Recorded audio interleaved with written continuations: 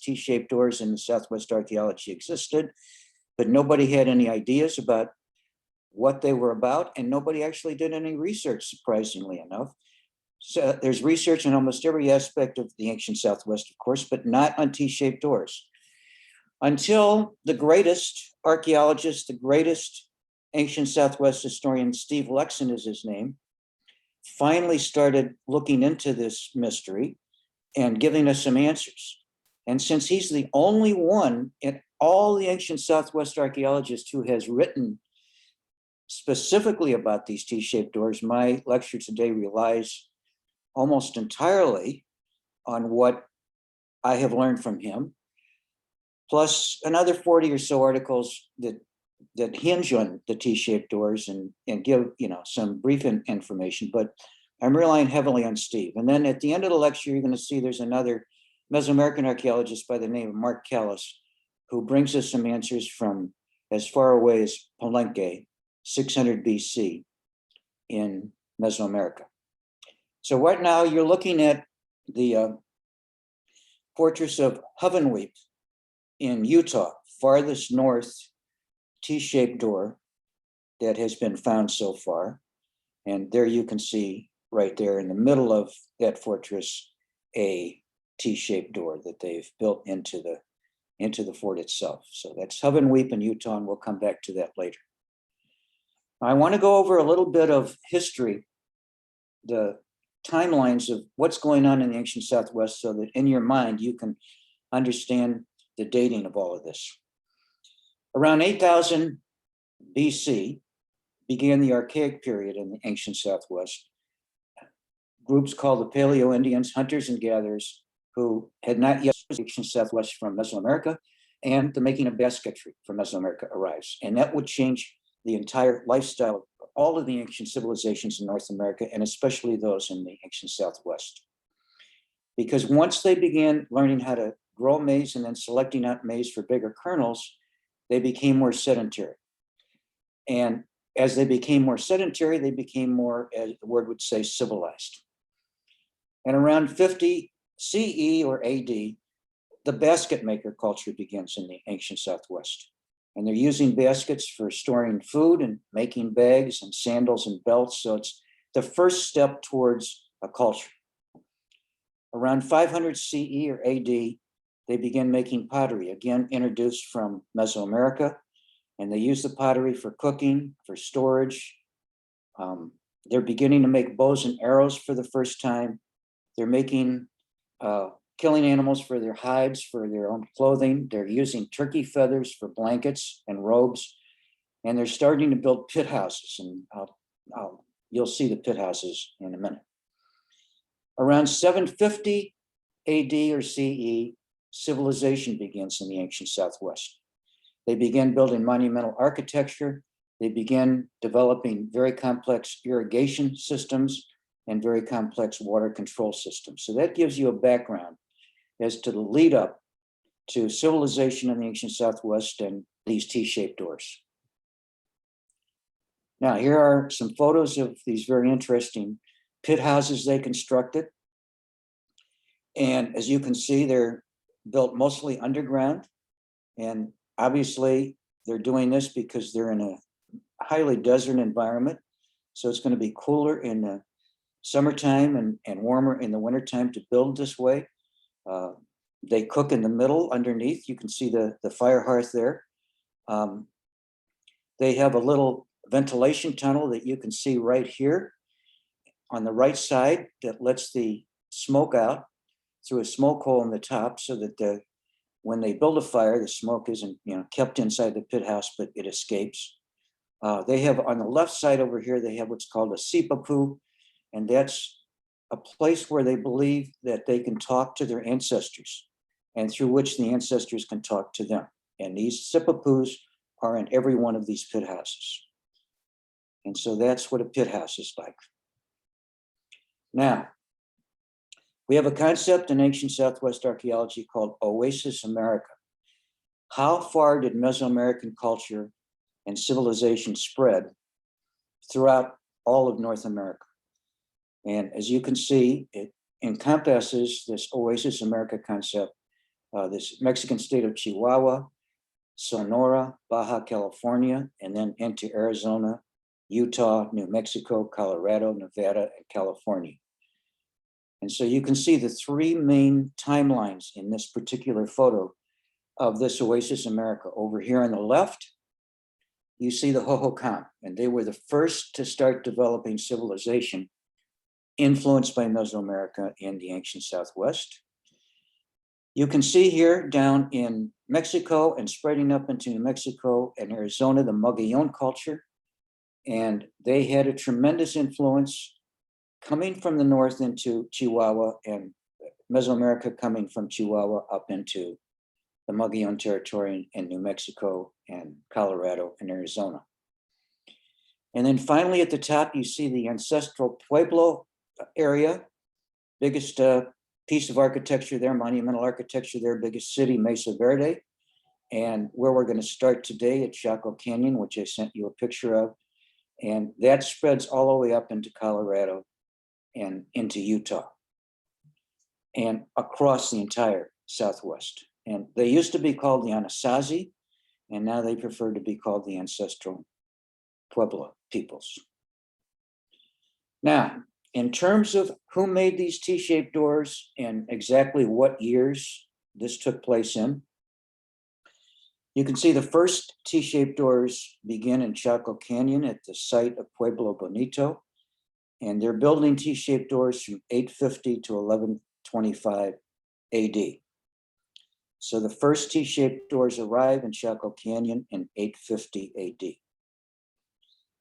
About 1125, that whole structure in Chaco Canyon, the whole complex, disintegrates for various reasons I don't want to get into right now. You can imagine some of the reasons. But T-shaped doors begin to appear in huge sites to the north, Aztec ruins being one of them, and Mesa Verde, the huge site in Colorado, being the other one, 160 miles north of Pueblo Bonito. And that culture lasted from 1110 to 1275 AD. About 1150 AD in this area, the first T-shaped doors begin to appear, obviously coming from Chaco Canyon. Then from 1250 to about 1275, the northern region here disintegrated. No more T-shaped doors, no more monumental construction, and everything moved to Mexico, in the Mexican state of Chihuahua, and especially at the largest site in Chihuahua, a site called Paquimé, which is 700 miles to the south of Aztec ruins in Mesa Verde. And their highlight was from 1250 to 1450 AD, and the first T-shaped doors appear there at Paquimé in 1275.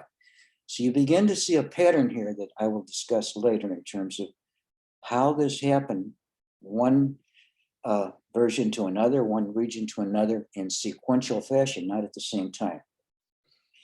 And then at the same time at Paquimé, you have cliff dwellings being built in the Sierra Madre, both north and south of Paquimé, and either 60 to 200 miles north or 60 to 200 miles south of Paquimé, you had this numerous cliff dwellings, all of which contain T-shaped doors, simultaneously to the T-shaped doors at Paquimé. So that's the timeline of the T-shaped doors. Now, the first T-shaped doors, as I said, occur at this beautiful site in New Mexico, Pueblo Bonito. Again, its dates 828 to 1126 CE or AD. And again, the first T-shaped door is built here at about 850 AD. Those huge rings that you see inside the structure are called kivas, and I'll talk about kivas as we get to it. All the other structures you see there are like condos. They're building units, built one right next to the other, the largest ones being 4 stories high. And you have condos on top of condos. So they were developing condo construction as early as 828 AD in the ancient Southwest.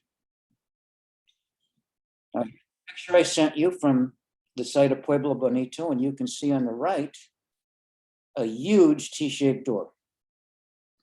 And all of the T-shaped doors at Chaco Canyon, there's several of them. I think there's 33 of them that they found so far. Look out on big plazas.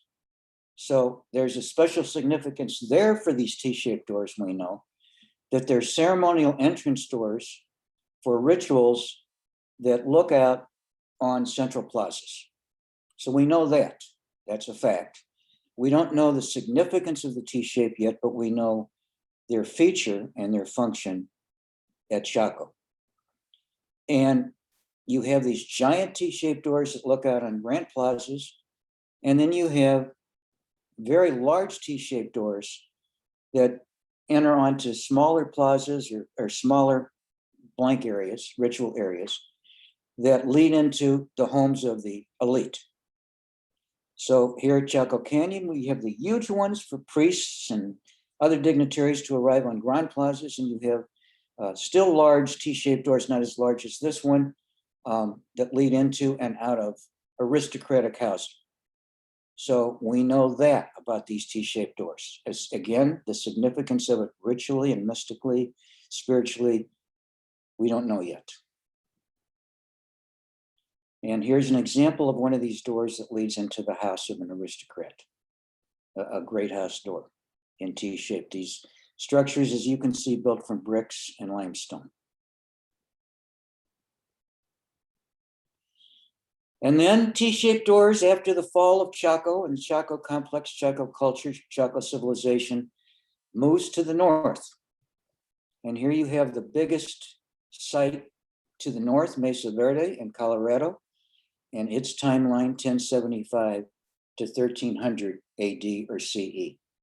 And again, you can see kivas, you can see large towers that are housing complexes 4 stories high. You can see the kind of condo style buildings that they had. And so here we see the second part of the second sequence of T-shaped doors. And at Mesa Verde, there was a change that took place.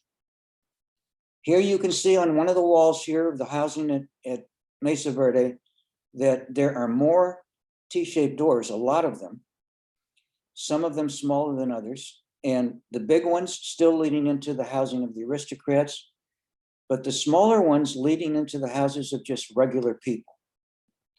So something happened here in terms of the ideology, the iconography of Mesa Verde, that it becomes democratized, the T-shaped doors, no longer just a function, no longer just an iconographic entranceway for the elite, for the aristocracy, for the priest, but a door for regular people. And again, the T-shape is still there from Chaco, hundreds of years later. We now know that it's more democratic, but we still don't know exactly the spiritual influence, the idea behind what these T-shaped doors mean. We can see in all aspects of this lecture that it is important. What the park rangers, I don't know if they're still telling this story today, but they tell folks that the aristocrats had huge headdresses and it was easier for them to get in and out of their houses with their huge headdresses through these kinds of doors. And some of the park rangers tell people that, you know, if you're carrying heavy loads, it's easier to go through a door like this because the top would be the way in which you get the heavy load through more easily. But of course, there's a lot more than that. And stories are probably, you know, apocryphal and not very enlightening.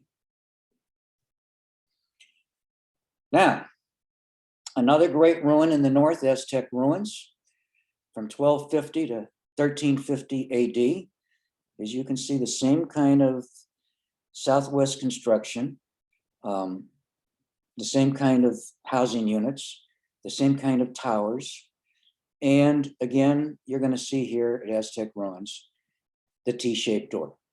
Again, this particular one leading out into a large plaza. So it was a ceremonial entranceway, but there's a lot of these ruins, a lot of these T-shaped doors at Aztec ruins. Again, we see them spreading earlier times to Chaco Canyon and later times way to the north at Aztec ruins. So the form remains, the function of the door remains. The iconography of the door we don't understand yet. Now, I told you I would tell you about the kivas that you saw, those big round holes that you saw at Chaco, at Pueblo Bonito. And this is what these great kivas look like on the inside. You go down a stairway, they built a stairway underground into these kivas. And on the left and right, you see places where they would sit and talk to each other and meditate and pray. There's a, oops, sorry. There's a fire ritual block there you see in front, in which they would burn incense and watch the smoke rise from the fire, and again help with the ritual and with the mystical elements of this. And you can see there's holes in the kiva so that the smoke can get out. And so these kivas were created for warrior societies in the ancient Southwest. They would go down there to meditate, to fraternize, to recognize each other as part of some kind of a fraternal warrior cult group. There were different warrior cult groups in the ancient Southwest, just as there was in Mesoamerica, the eagles and the jaguars and so on. And so that's what a kiva looks like, very, very dramatic, very religious, very spiritual looking. And so this is the great kiva at Aztec ruins.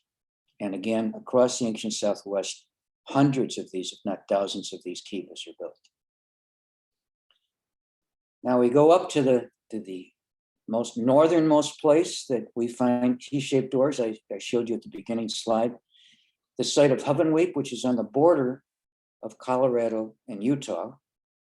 And it's timeline 1200 to 1300 CE or AD. And you can see on the left here, a T-shaped door. So that's one of the T-shaped doors that we find at Hovenweep. So obviously this has great meaning for the people of the ancient Southwest, because we see them so many places in so many timelines in so many areas. And here is another of these T-shaped doors built at the top of the structure in one of their towers here. The T-shaped door that you saw at the beginning of the lecture.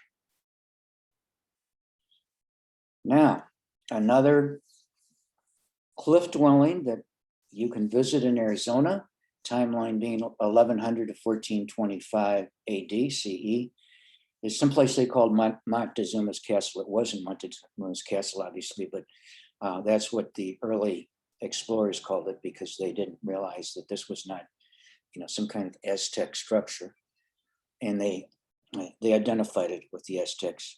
So it's a very quiet, very serene, very spiritual looking place. When you visit this and you stand down below, there's no sound whatsoever. And so you're looking up and you're filled with a sense of awe that they built these structures inside of cliffs. And of course, here you see on the right side of this red structure, a large T-shaped door once again. And more T-shaped doors on one of these walls at the site of Montezuma's Castle.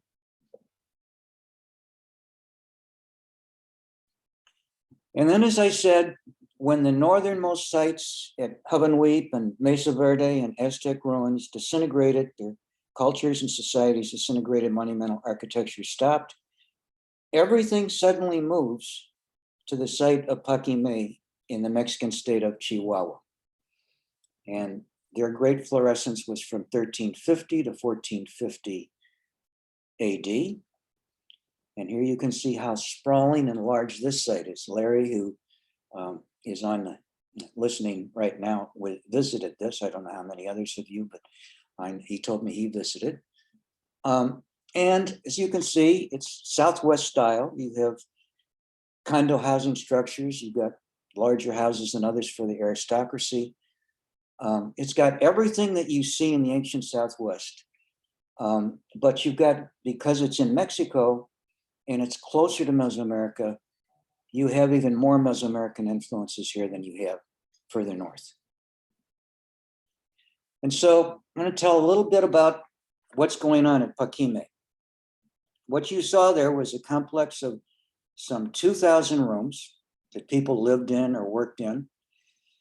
Very complex water control systems, so that they had drainage systems, they had irrigation systems that led clean water into all those 2,000 rooms. Very complex for that time period. They built ball courts there, Mesoamerican style. They had effigy mounds. Effigy mounds are mounds that are built in the shape of animals and desert animals, godlike animals, or even gods themselves. They had very large markets, and at any one time, they had a population of 10,000 people. And they created at this site copper bells out of copper that was mined, and they made these ornate, sophisticated bells. And they traded these bells from their site into the north, into Arizona and New Mexico and Colorado for turquoise. And they created a very distinctive type of pottery, Paquimé pottery, Casas Grandes pottery, which you will see in a minute, which mirrors the kind of styles that you see in the ancient Southwest further north. And they made effigy bowls as well as effigy mounds. Effigy bowls are bowls that are created in the image of, again, a person or a god, both men and women. And they began an extensive trade from here all the way south in Mesoamerica through Paquimé and into New Mexico and Arizona and Colorado. The whole Oasis America begins to be a trading area for Paquimé, and Paquimé becomes a trading area for those folks further south in Mesoamerica. They built here very tall condos, 7-story condos are built here. And they imported a very valuable bird all the way from the Gulf Coast of Mesoamerica, scarlet macaws. And the macaw feathers were a very valuable item, both in Mesoamerica, and it becomes a very valuable item in the ancient Southwest by a way of trade in these macaws and by way of trade of these feathers. And so Paquimé sent feathers and sometimes macaws north in return for turquoise and whatever else that they could gain from the Southwest area. And they raised turkeys there too, so that the people in the areas of Arizona, Colorado, and New Mexico could use the turkey feathers to make clothes and blankets and so on. So that's what's going on at Paquimé during this 100-year fluorescence of their great culture. And Paquimé was crazy for T-shaped doors. There's some 300 T-shaped doors at Paquimé. And so this is one example of a T-shaped door leading into another T-shaped door, and beyond what you see in the back here, there's more T-shaped doors. So they were very ritualistic involved at Paquimé with this T-shaped door idea. And remember, this did not come, as far as we knew at this time, we'll talk about it later, from Mesoamerica, but obviously it came from Chaco, where the first T-shaped doors that we find in this whole Oasis America occurred. And here's some more of these T-shaped doors that, at least there's one here of the 300 that you can find at Paquimé. Now, another interesting and significant part of this whole story, and we only find this at Paquimé, is there are 2 T-shaped altars, not doors, that they created at Paquimé in spiritual areas. So obviously now we know that they're not just doors. They're spiritual elements. And there's 2 of these that have been found so far that are meant as altars to the T-shaped concept, to the T-shaped spirits or whatever. So we begin to break away from the idea of doors meaning something but not clear exactly what, to a situation at Paquimé where it becomes very spiritual, very religious in real form with these altars. I talked about the Paquimé pottery. As you can see, it's a very distinctive style. It looks like ancient Southwest pottery that you have all seen in museums and elsewhere. When we get further north, there's similarities between the Paquimé pottery and the Paquimé pottery, but every one of these cultures has a different style in terms of this iconography. Now, what does this pot mean here? Well, I recognize from studying ancient Americas for a long time that on the left, you see a lightning and thunder. On the right, top and the bottom left, it's rain, a rain symbol, and again on the bottom right, thunder. So obviously this is representing the rain god or rain, which of course to the desert brings life. And so that's important, and it's important for them to put on this pottery. And here you have an effigy pot on the right of a woman or a goddess, and she's holding in her hand a little bowl, either as sustenance or for psychedelic drugs as part of the spiritual rituals of the peoples. And this may be a goddess rather than just a human female, given the guise in which she is shown. On her chest, you can see lightning symbols. On her legs, you can see the rain symbols. What's not clear are those barbed rectangles you see on her face that look like a weapon of some kind, a barbed weapon, but that's not clear. And if so, it must be and somehow identified with some goddess or another of those barbed instruments that you see on her face. Now, I told you that they raised scarlet macaws at Paquimé, and here they unveiled a pen where they kept the scarlet macaws and raised them for their feathers. And so that's a very interesting element here at Paquimé. And the interesting thing beyond that is that they brought these feathers and these macaws by way of long distance trade from as far away as the Gulf Coast of Mexico and even further south into Mesoamerica. And the folks that brought these birds from that far south in Mesoamerica were specially trained folks because the scarlet macaw is a very aggressive bird, not used to being handled as a pet. It'll peck your hand off, bite your hand off if you're not careful.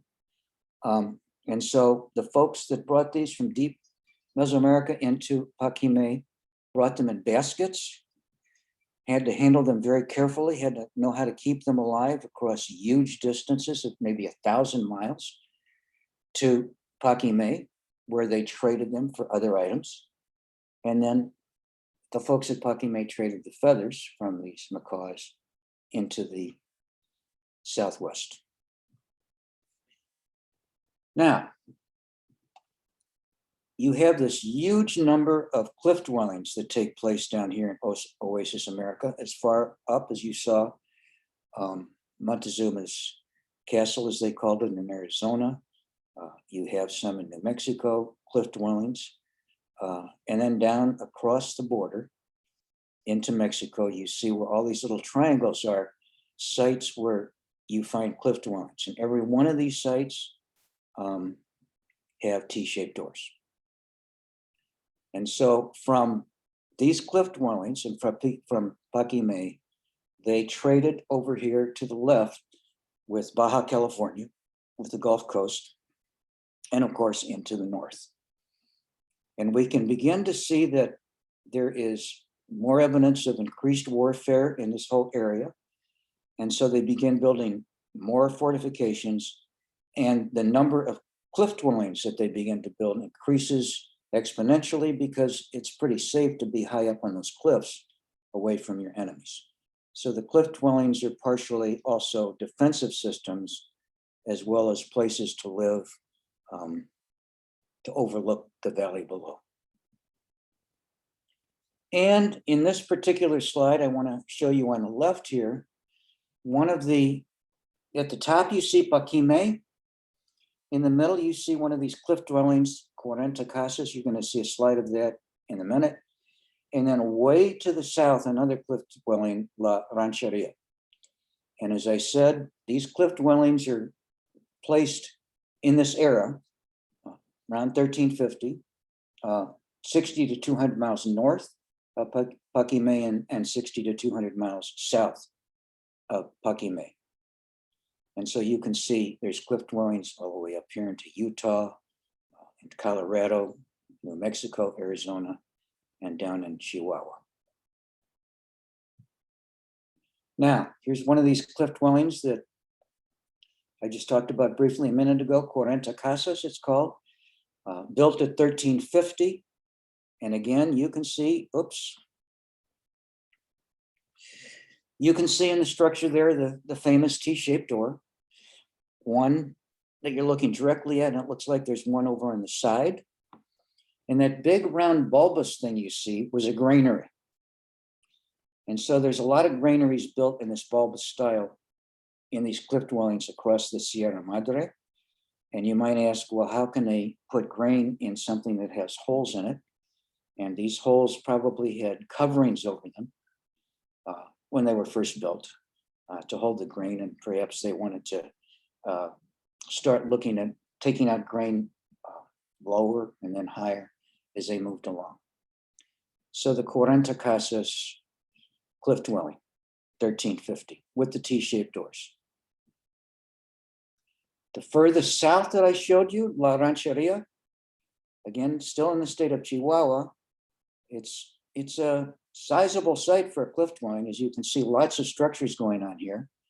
And right there to the right, there's your huge T-shaped door, and there might be one further to the right, further down in the front, as you can see there. La Rancheria. So we're beginning to understand that this is something so important to the peoples of this whole Oasis America that it appears everywhere and at all time periods. And it has to have tremendous meaning to them for this to be occurring. But we don't know the meaning yet. And again, some more of these Sierra Madre cliff dwellings. One, the Serpent Cave, is it's called, and you can see on the left, mural paintings, wall paintings of a serpent related to the plumed serpent, we'll talk about later, Quetzalcoatl, who's a creator god, a wind god, a rain god in Mesoamerican iconography and belief. And you see over on the right, Cuevas de las Ventanas. And again, you can see here lots of T-shaped doors in the structures here in this cliff dwelling. And you got to remember too, that what's interesting about these cliff dwellings and really awesome, all the way through this period and all the way up until the Spanish arrived, ancient Americans had no horses. They had no pack animals and they had no wheels, period, anywhere.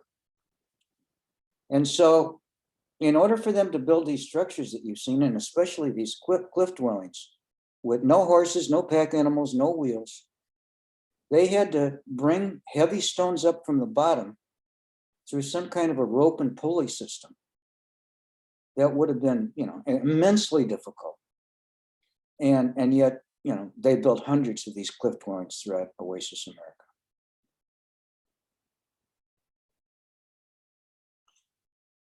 There's another set of cliff dwellings that's called the Huapoca complex, and there's dozens of these cliff dwellings in this complex, and this is one of the larger ones called Cueva Grande. This is, again, all in the Sierra Madres, north and south of Pakime.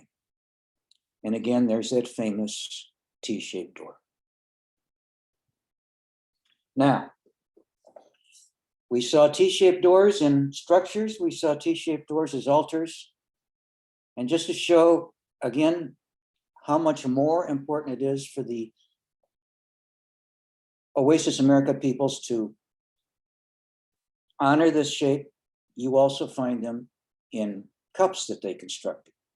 So you can see in the handles of these cups, the T-shaped door.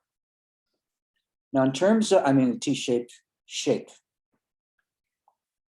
It's interesting that, again, I had to rely on Steve Lexon for a lot of stuff in this lecture because he is the only one so far of all the ancient Southwest archaeologists and historians actually look into this and write about it.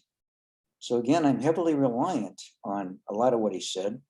I have a lot of ephemeral materials from other sources, but a lot of these photos and a lot of these things that I'm talking about come right out of Steve's singular and only research on this T-shape. I think he's awakened knowledge about this, and we're going to begin to see a lot more articles and research papers about this. But it didn't happen until Steve began writing about it just recently. Now, at a conference where Steve was talking, he was wondering if there were any wall murals of T-shaped doors. And the audience of archaeologists were there, and a couple of them answered that they had seen a couple of murals with the T-shaped door in the ancient Southwest area. And here are one of them. We only saw one, that they didn't have photos of there's three so far that these archaeologists say they have found T-shaped door murals of. And here's the one we know that we have a picture of. And again, right there is the T-shaped door in the mural. I'm sorry. The wind and rain symbol, the thunder symbol to the left. And again, this snaky thing here is the plume serpent. Quetzalcoatl imagery. Rain, wind, life, creation. So all of these things are reflected in this mural that we find. One of the three that we found so far with the T-shaped door element in it. Now, one of the most interesting aspects of this whole story, and in terms of the sequential nature of these T-shaped doors, when Chaco collapsed, we find T-shaped doors way to the north at Aztec ruins in Mesa Verde. And when Aztec ruins in Mesa Verde collapse, we begin to see T-shaped doors way down in Chihuahua, 700 miles to the south at their site. And we begin to see the cliff dwellings with T-shaped doors, 700 miles to the south. Now, Steve Lexham wrote a book about this as he began to look at, the sequential nature of the rise and fall of these. He didn't talk about T-shaped doors in this study, but just about the rise and fall of each of these cultures. And he found something very interesting that he called the Chaco Meridian. As you can see, up here at the site of Aztec, which as you know was the second phase of this T-shaped door phenomena after Chaco collapsed, it collapsed. Now let's start at Chaco. Let's make it that way. So here you have Chaco, and it collapses around 1125. No longer extant, no longer building anything. People disperse. And then suddenly you see T-shaped doors in large construction at the Aztec ruins and at Mesa Verde.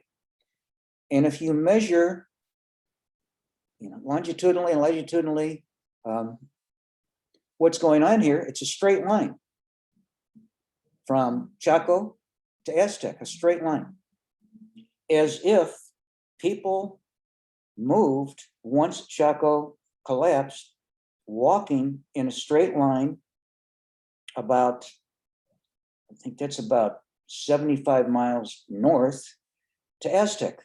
They didn't go east or west, and they didn't go off on a tangent. They walked directly. And then when Aztec collapsed, 700 miles to the south, an exact straight line, was Paquime. It's also called Casas Grandes. Casas Grandes and Paquime are the same. They're just two different names. And you can see it's a straight line from Aztec to Chaco to Casas Grandes that Lexham figured out. And it's so straight that you can't ignore it. It's not something accidental, obviously. These folks were actually moving in straight lines from one spot to another. As one collapsed, they walked in a straight line to the next, and then the next one collapsed, they walked in a straight line to the next. So They walked from Chaco to Aztec in a straight line when Chaco collapsed, and they moved in a straight line from Aztec all the way down to Casas Grandes, Paquime, 700 miles to the south. And the T-shaped doors appear there, and monumental construction appears there.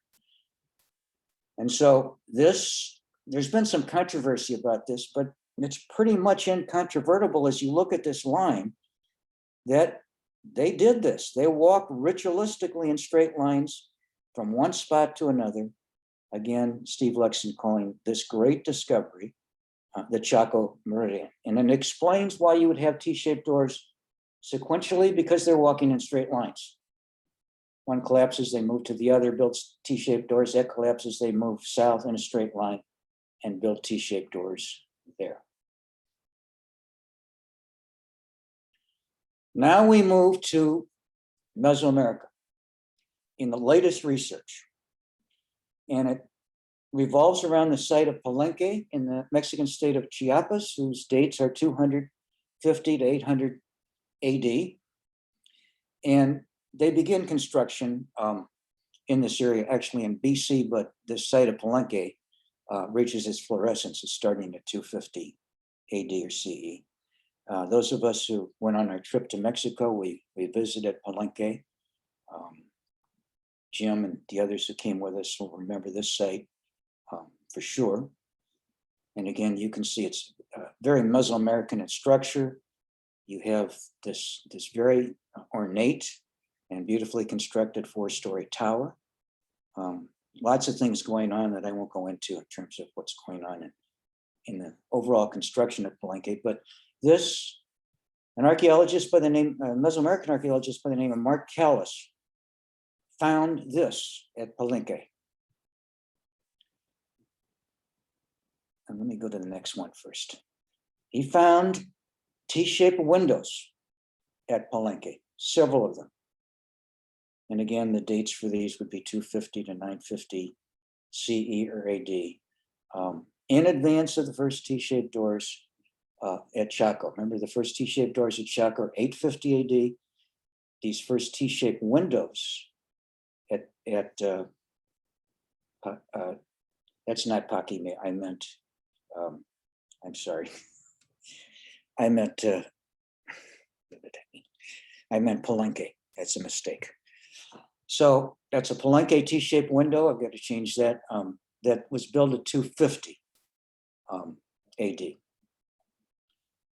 And then here's another one of these windows that Mark Callis found, or at least photographed and made us aware of at Palenque. Now I'm going to go back. What Mark Callis says is that these T-shaped windows are in the shape of a very important Maya glyph. Remember, this is the Maya area of Palenque in Chiapas. And it's the Maya glyph called Ik. And what it stands for is the breath of the wind, the rain, life, and spirit. And he's saying that this glyph and the idea of wind, breath, rain, life, and spirit spreads to the southwest all the way to Chaco, starting in 800 AD. So what he is saying is that the T-shape starts not in the southwest of Chaco, but way back here at Palenque at a much earlier period of time. And you can see from these T-shaped glyphs, this Maya glyph Ik, there is a T-shape. And it looks like those T-shaped windows that we saw just a minute ago at Palenque. And it would make sense that this T-shape now would take on the elements, because it's very important for people living in this ancient civilizations, of the rain, of the breath of the wind, of life itself, and of the spirit, maybe of creation. So he's saying that the T-shapes come from here, all the way down in Palenque and spreads to the southwest. And he points out that there's some trade that's taking place in this time period between Palenque and the ancient southwest. So there's no reason to believe that this T-shape wouldn't come along with the trade. So there's an answer. Whether he's correct or not remains to be seen, and there's going to have to be a lot of research into this, but it looks real. It looks like he has a good idea here, and it looks like this might be the answer to what the T-shaped doors mean and why they built them and why they'd be so important, especially to people living in the deserts in the ancient Southwest. Now, from the highlands of Mesoamerica, over in the non-Maya areas of Mesoamerica at this time, going all the way up to the time of the Aztecs, their most important god is the plumed serpent, the god they call Quetzalcoatl, the plumed serpent. And he is also the god of wind and water. And so again, you have this element, especially for ancient Southwest peoples, of deifying the idea of wind and deifying the idea of water, and therefore the idea of life, because they're living in desert regions. And so this would be very important to them to deify it. So not only would this idea of wind and water being related to very important elements in Southwest, ancient Southwest iconography and religion, but other elements of this plumed serpent come with it. Again, the serpent that you saw in some of these slides and in murals that are drawn by these ancient peoples in the ancient Southwest. And here you have a very large elongated mouth of Quetzalcoatl, the plumed serpent.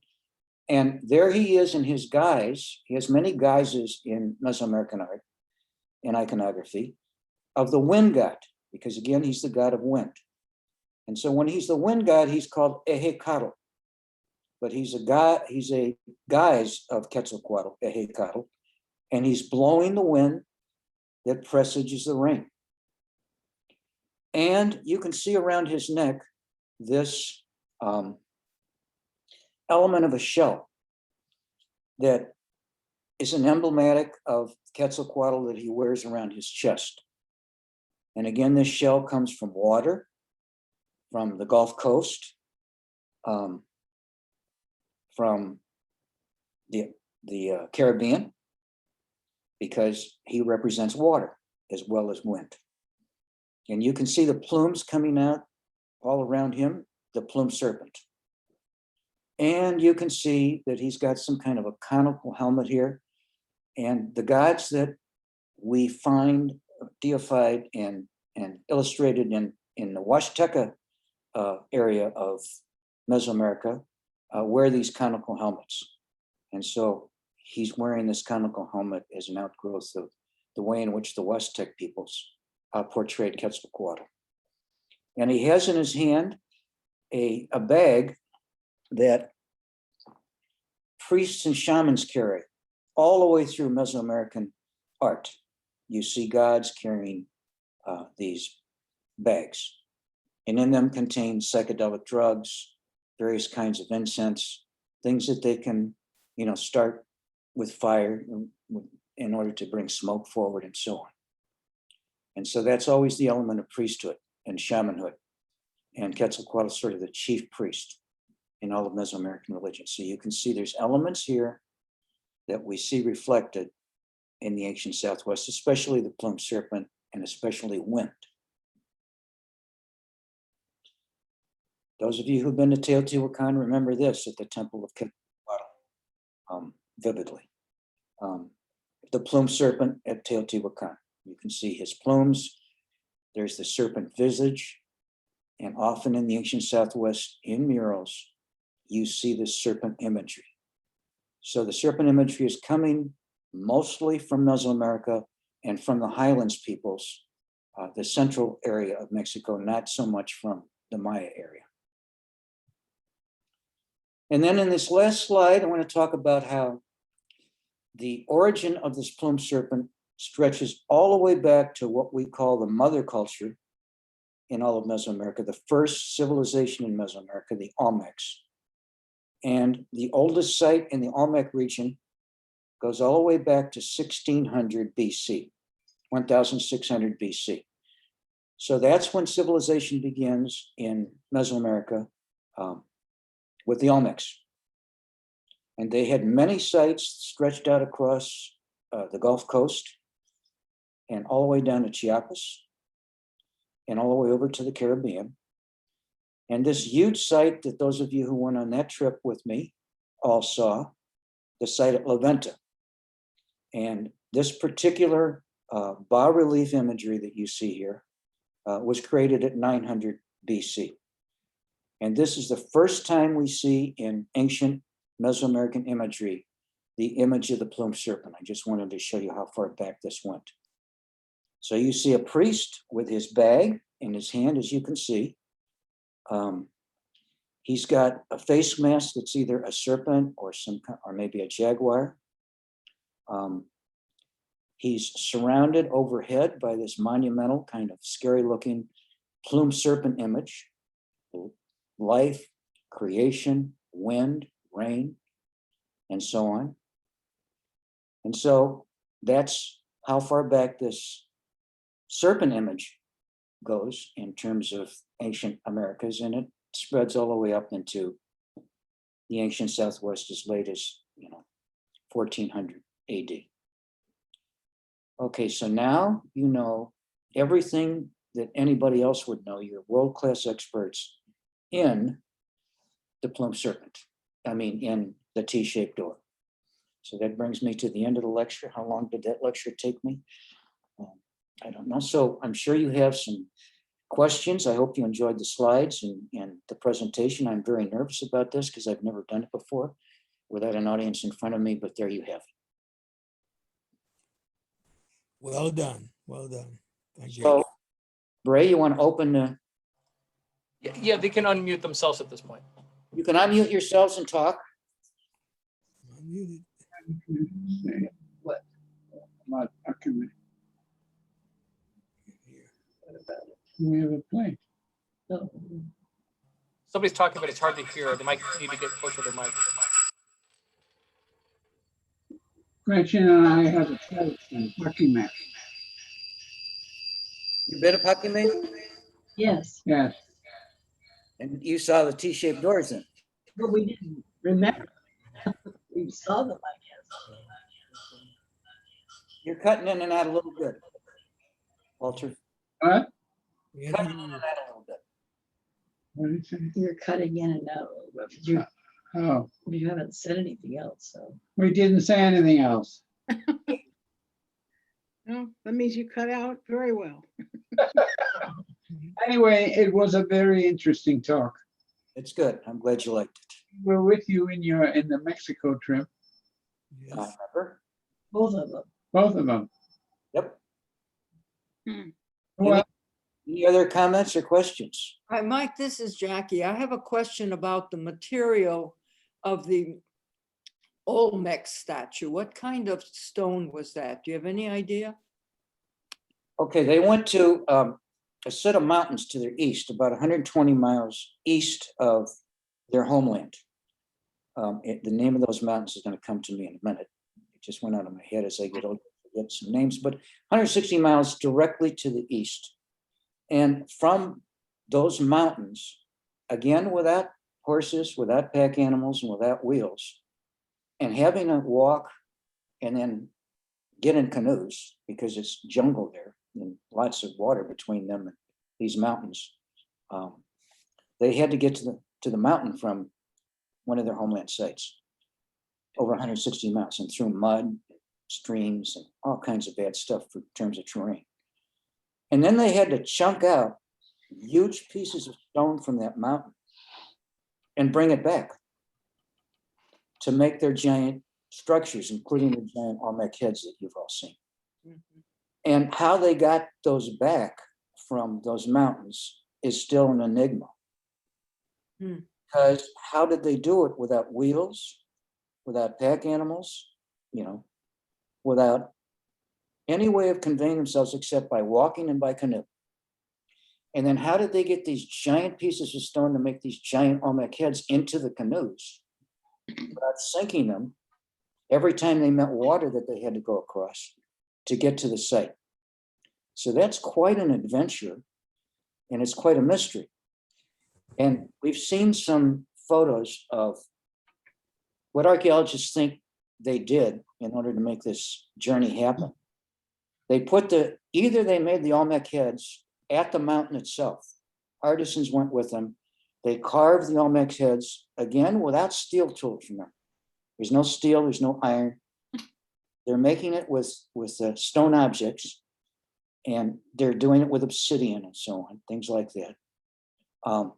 And then they're putting them on rafts. And then they have folks on both sides of the raft steadying the raft so it doesn't fall over and the head doesn't fall off of it, as they have to traverse these bodies of water. And they move them to the coast, to the Gulf Coast. And then they can float down through the Gulf Coast because they don't have to keep coming through mud and so on. They're on the coast now, all the way north of their site. And then they have to go south again through mud and creeks and little rivers to bring it to their site. And so it's quite a feet. And Yeah. so you ask where the stone came from, it came from those mountains, Okay, 150 miles to the east. thank you. Amazing. Any other questions? I have a question. What's the connection between Quetzalcoatl and T-shaped doors? Not so much the T-shape, but in terms of what we saw around the T-shape in the ancient Southwest, the serpent. And Mark Collis calling attention to the fact that the ick shape, the ick glyph is related to wind and water and spirit. And the fact that Quetzalcoatl is related to wind, water, and spirit. And because they had the serpent mixed up with these T-shaped doors in a lot of places in the ancient Southwest and in Paquime area in the Sierra Madres and so on. So you have a mixture of wind, water, air, crater, and serpent iconography where T-shaped doors are found. And then you have the ick symbol from Mark Callis directly related to the ick T-shape, wind, water, air, spirit. So that's the connection. Okay. Any other questions? Yeah, very interesting. Very interesting. Thank you. Amazing. So Mike, when this was at its height, this was contemporaries with the Toltecs, if I'm not mistaken. I'm just thinking about the trade for feathers and for turquoise. That's the time period we're mostly talking about. From 800, you're talking about 800 AD at Pueblo Bonito, Chaco, all the way up to 1350, 1400 AD in the north and down in the south and so on. So during that period of time, starting with 800 AD, you've got Gulf Coast peoples, the Huastecas, the Rey Maharas culture, the Veracruz cultures that are trading across the Gulf Coast. So that's beginning before the Toltecs. And then the Toltecs, 950 to 1150 AD, they're beginning to trade directly north all the way to Paquime, and their materials are showing up further north in the ancient Southwest. So you have a preliminary Gulf Coast influence taking place with trade from these Gulf Coast cultures. And then just a little bit later on the Toltecs, 950 to 1150 AD. And by the time the Aztecs had come around, this trade had stopped. There was a lot of barbaric movement, just like with the fall of the Roman Empire. Barbaric movement from the north by people in Nahuatl language, the Aztec language, they called them Chichimecas. And so they're destroying things along the way from north to south. They probably came from the Southwest area as people dispersed and cultures collapsed because of drought and constant warfare and so on. And they moved south. And by the time they got into Mesoamerica, they're not quite as civilized anymore. And they're knocking away cultures in Mesoamerica that came before with their constant invasions from the north. So that by the time you get to the Aztecs, the trade with the Southwest is over. There may be some materials that you find in Aztec cultures, Aztec cities that come from the Southwest, but from long before, not because of any kind of trade that was going on between the Aztecs and the Southwest at that time, because by the time the Aztecs rose, ancient Southwest cultures are gone. Hmm. About 100 years. So there's no direct connection between the Aztecs and the folks of the ancient Southwest in terms of trade. I don't know. It's disappeared. Any other questions? Tom, you got a question? So what is the origin of everything in the Southwest? Well, what's the Ur culture, the thing that generates everything else? Can you name it? The first culture that develops that we can call a culture in the Southwest after the Archaic period and after, the basket maker culture and so on, are the Hohokam. And already the Hohokam are building ball courts, Mesoamerican style, although they're in a different shape by then. They're exhibiting pottery styles that are directly related to Mesoamerica. Their construction styles are related to Mesoamerica. So it's the Hohokam. And I guess you could say that begins with the Hohokam somewhere around 300 AD or so. The Hohokam? Hohokam, yes. Okay, so that motif continues all the way till the destruction of culture that comes with the Aztecs and so forth. Yes. Okay. That's a good way to summarize your talk, huh? Well, the thing is that they may not have been building T-shaped doors in Hohokam area that early, because the first T-shaped doors we find in the ancient Southwest are at Chaco, long after the Hohokam culture has developed. So, but in the Hohokam area that continues on, at the same time you have the Anasazi or the folks, the ancient Pueblo people, as they want to be called. You have T-shaped doors in the Hohokam area, you have T-shaped doors in the Anasazi area, the ancient Pueblo area, simultaneous. But you don't see T-shaped doors in the Hohokam area as early as they began building a society. So no, the Hohokam were not the first to build T-shaped doors.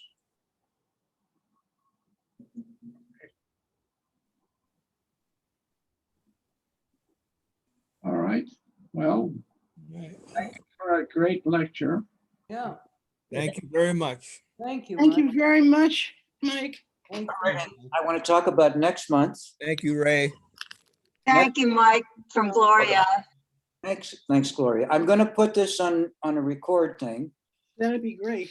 And send out the link to everybody for people who missed it or who people came late. Next month, Tom Higgins is going to be talking about, because remember, he's a chemistry professor of high renown, worked for the National Science Foundation in Washington, D.C. for several years before that closed down. And now he's back at Harold Washington College teaching.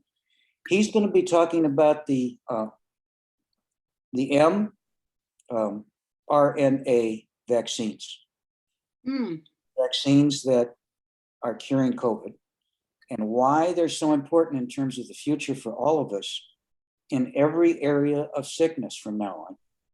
What is different about the mRNA idea, discovery, putting it together, and why it might be the most important discovery in terms of ending diseases that we've ever known.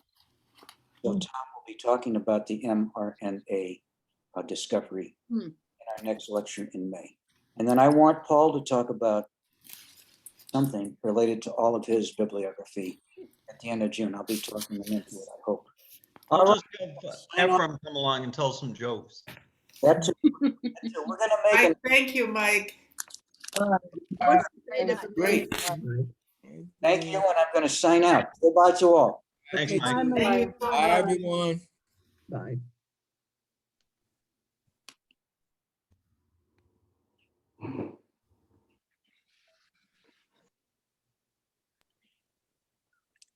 Okay, did you close that down, Ray? Mike, what's the date